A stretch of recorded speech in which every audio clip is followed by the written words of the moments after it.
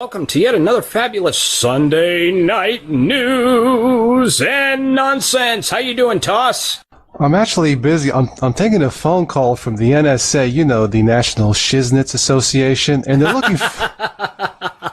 Are you interested in the job? No. I don't want anything from the NSA. NSA, give me some, man. Oh, wait a minute. That's your job. Sing, please. Yeah.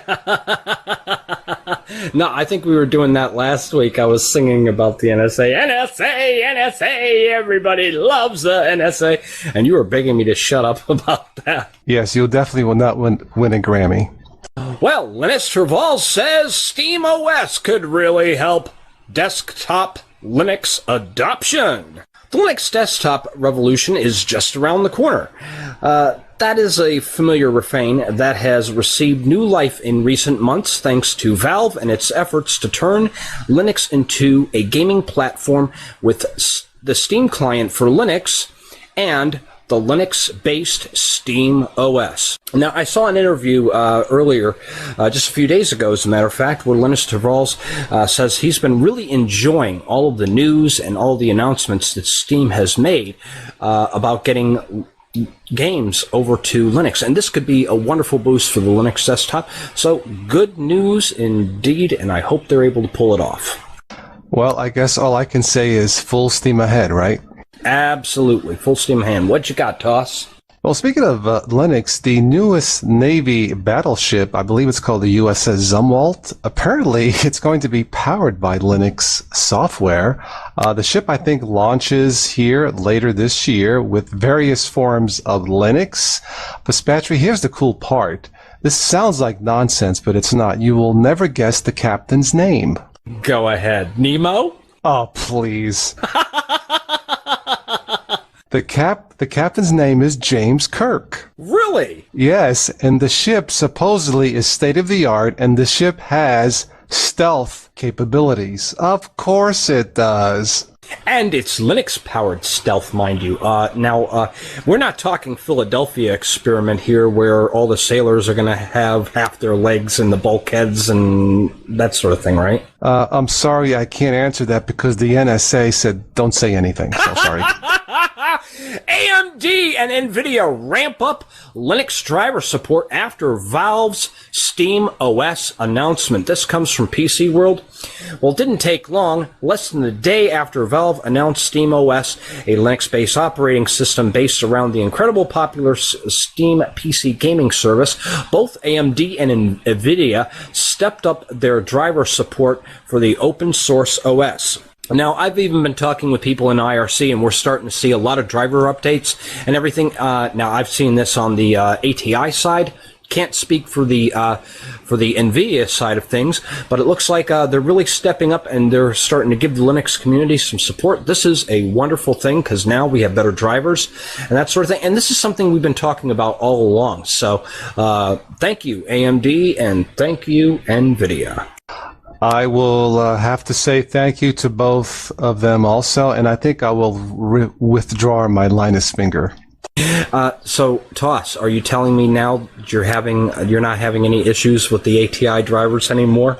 Not that I recall seeing anything. I haven't tried any intensive 3D gaming yet, but to be fair, I'm really not a PC gamer that much in either Windows or Linux. But overall, Spatry, it's been more of an more enjoyable, yeah. Because I just have to say, I really enjoyed your suffering. I mean, I'm just kidding. When you were talking about those ATI drivers, and you don't get me started. Yeah, you wanted to just throw a rock at me one night, I think. That is ancient history, and I hope it stays there. All right, what you got, Toss? Well, Microsoft released the 8.1 update for the beloved Windows 8 tablets. Not Boo! So much. Yeah, let me guess. Is that the one where the update caused a blue screen of death? This was only for the tablets and not for the desktop, from what I understand. I haven't tested or downloaded the 8.1 update. It makes it a little bit more user-friendly on the desktop. I think we talked about this before. Windows 8 on touchscreens is perfectly acceptable if you want another choice. Desktops, it's not quite as user-friendly. I don't hate it, but I just don't like it. 8.1 is out. I haven't downloaded it. I might take a look at something. One of my subscribers mentioned something called Classic Shell, which I believe gives you that traditional start button in Windows 8. So for those of you who have Windows 8 and don't quite find it as intuitive on non-touchscreens, I have to stress that, I will take a look at the Classic Shell sometime this week. And on a side note, for those of you who are running tablets, some of you may have noticed that the update has been removed from the Windows Store because it has caused some people issues with starting up their machines and literally bricking their devices. So, yeah. All right, some more news. Now we're going to give Apple some love. Some of you may or may not know, but Apple now has free upgrades to their OS. And Linus Torvalds says that he feels that this is no threat to Linux at all. Apple's move to offer its latest desktop operating system, OS X Mavericks, for free isn't going to affect the Linux operating system at all. It's clear, Linus Torvalds says. Linux has been giving OSs away for over 22 years, said Torvalds during the question and answer session at LinuxCon Europe in Edinburgh on Wednesday. But Apple's decision to offer its OS for free as of Tuesday is entirely different from Linux's philosophy, he said. In fact, one of the reasons Torvalds uses the term open source instead of free software because there is a difference between open and free, he had stated. Fair enough. I mean, look, we often interchange terms between that and GNU Linux and Linux and open source. This may be somewhat be confusing for, beginners to the Linux world. But for me personally, it's not that big of a deal. Exactly. And the thing is, I was reading another article that was related to this that stated, they're not really giving the OS away for free because you still have to have Apple hardware. And so you're just getting the upgrade for free. And I believe, and somebody correct me if I'm wrong, but the thing is, the Windows 8 series, I think you'll be able to upgrade, but then they may, I think Windows is going to be moving to a yearly release model where they're going to be charging for upgrades and that sort of thing. I don't know. We'll have to see how that plays out. So it could be that maybe when 8.2 releases, they may start charging for it. I don't know. That would be complete the horse stable if that's true. I guess right now it's pure speculation, Spatry, but I will wait till the final product comes out to make any comment on that. All right, what you got, Toss? Well, I was briefly looking at the new Cinnamon 2.0 or something. I think you took a look at it, but I mean, it looks nice, and I believe the Linux Mint, the new one's coming out here in about a month. What did you think of it? Well, I thought it was okay. I think it's a step in the right direction. I used to run Cinnamon, but really, it's not my cup of tea. Now I haven't tried to run Kwin or anything else on top of it. It uses its own version of Mutter, which is called Muffin, I believe. It has some pretty nice little effects. It enables, Linux Mint to, go on with their vision of what a desktop should be. It does bring some nice features to the table, but just not something that I would use on a day-to-day basis. But I do see they are making some good progress. I had a question posted on the, I think it was the why Windows users can't switch to Linux. I think it was that, and the question was, is there any quality Linux OS right now that's good enough to be put on a desktop on the shelf? And I thought, sure, the Linux Mint, not Cinnamon. I personally like Mate. I think Zorn. I think Ubuntu. I think Ubuntu 12.04. But then I made a comment. It's not so much the core operating system that's the issue. It's when you install maybe updates that are not tested, external software. For example, Kazam's Screencaster works great in 12.04. 12.10 and beyond, it just plain sucks. And that's where the Linux desktop, if there was one on the shelf, may be given such a bad rap because, as I spoke about this, I think about a month ago, someone should take control, hopefully Ubuntu or Zorin, and make a complete package, if there was a true Linux retail desktop where everything you needed to work out of the box works, including multimedia applications like screencasting, editing, stuff like that. No one has taken charge yet, but I thought that was a fair question, and I thought I gave a fair answer.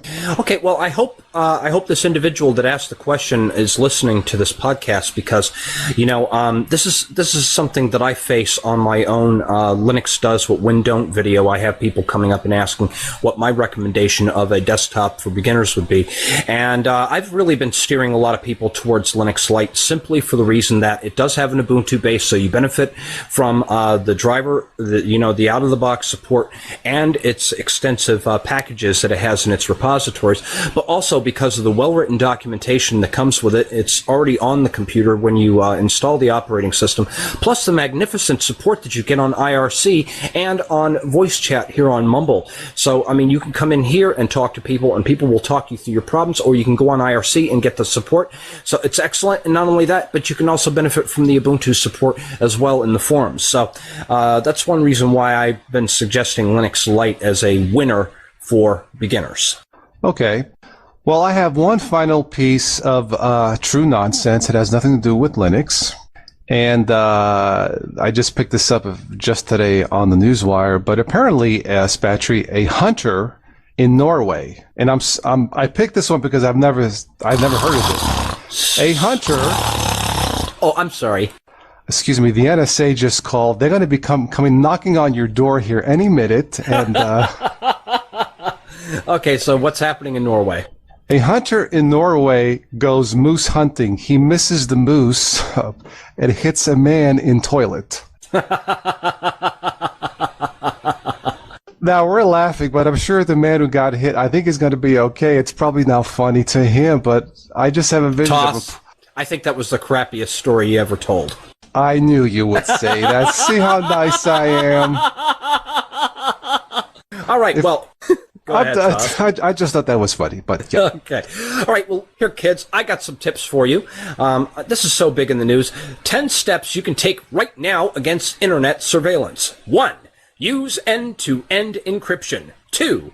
Encrypt as much communications as you can. Encrypt your hard drive. Strong passwords kept safe. Use Tor. Another one is turn on two-factor or two-step authentication, like with your Google, Gmail, Twitter, Dropbox, that sort of thing. Don't click on attachments in your email. Keep software updated and possibly use antivirus software. Another option is to keep extra secret information, extra secure. And then finally, spread the word. Let people know about these different options. I'm going to have a link in the show notes to this article. This would probably be a good read for some of you guys. Okay, also in the news, Sneaky Linux asked me to let everybody know about this. For those of you who have heard of Solus OS, the Debian-based distribution tailored for beginners, unfortunately, that has shut down, and apparently their website has too, because I tried to go on there earlier today, and it says the website wasn't available. Aww. But yes, developer Ike Doherty announced this week that work on Solus OS, a Debian-based distro aimed at beginning Linux users, would come to a halt. The solo nature of the project eventually became too much for Doherty. He wrote an official blog post. So it's very sad to see that one go. Yeah. But the thing is, we've still got plenty of other great distributions out there. Zorin OS, Linux Lite, Linux Mint, great for you beginners out there. I'm still sticking by my guns on this, though. Linux Lite definitely for the win. And then finally, Toss, it seems like this has been the year of patent trolls, hasn't it? Oh, boy, here we go again. Go ahead.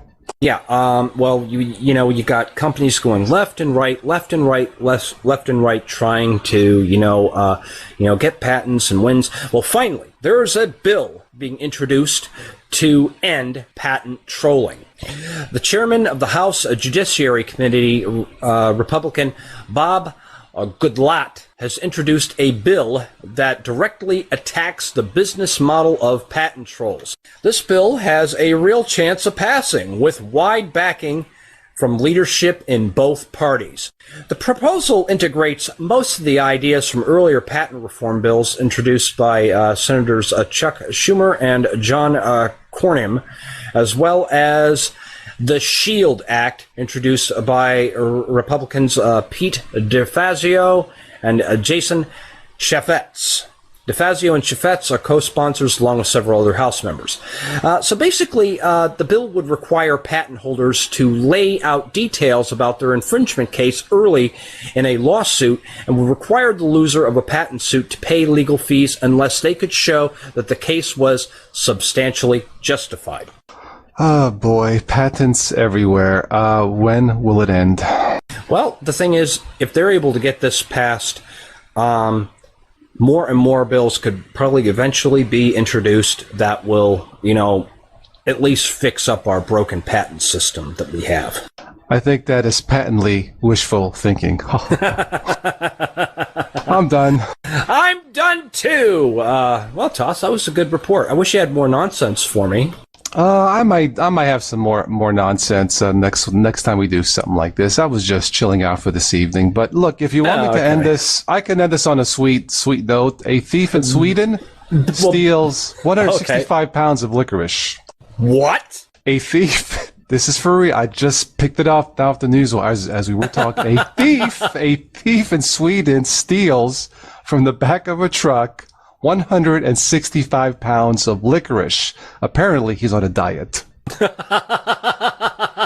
I'm done. Hey, I hope that person is listening, because if you are, I want you to send me some of that licorice, especially if it's black licorice. I love it, love it, love it. I'm done. I'll take the strawberry licorice, sir. Thank you all for listening for this Center Report. Thank you here in the listening room on Mumble.